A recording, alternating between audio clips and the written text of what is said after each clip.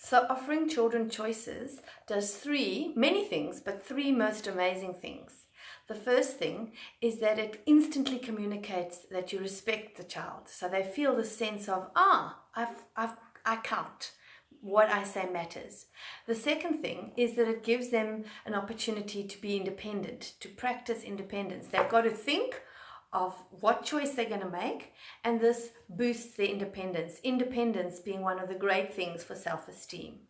And then, of course, a third thing that giving children choices does is it allows them to learn from their mistakes, the consequences. So choices are an incredible way to build your child's self-esteem. And when they learn from the consequence, that makes them become more and more responsible. Even a 3-year-old can choose between blue shoes, black shoes, white shoes, or whatever kind of food they want to eat. They can make that choice, and then it's them to experience the consequence that teaches them the sense of responsibility. So I like to take that word responsibility and break it up into the ability to respond. So when we give children choices, more and more and more, they have the ability to respond. If they choose something, let's say it's the broccoli, and they don't like it, well, that teaches them that next time they can choose something else. So choices are really subtly and profoundly important in children's lives. I'm not advocating blindly giving them choices in anything and everything they do. Just be aware that choices have to come in a limited package and not to overwhelm a child with too many choices.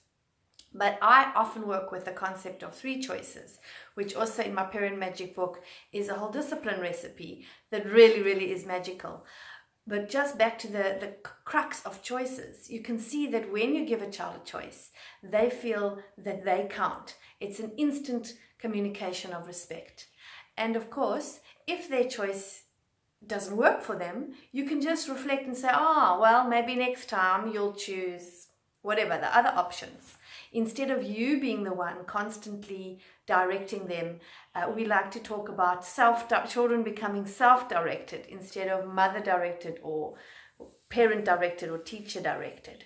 So I hope that this gives you a nice tip for the week. Go ahead and try it. You'll even see in adult relationships, allowing people to have choice just gives them that freedom, that flexibility, that there is some kind of a say in the matter. And with children, if you're doing this regularly, they start to become much more empowered. They start to have a sense of their own independence. They start to have a sense that they can make choices in life. And in fact, isn't it true that everything is a choice? You know, we can always choose no matter what our circumstances. And I know many of us are going through some really challenging times right now, and you might be facing a divorce, you might have just lost a loved one.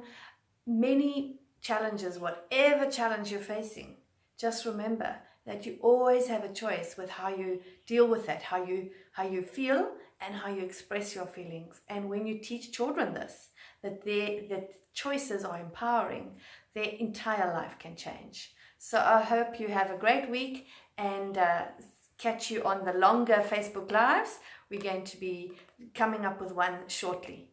Have a beautiful week.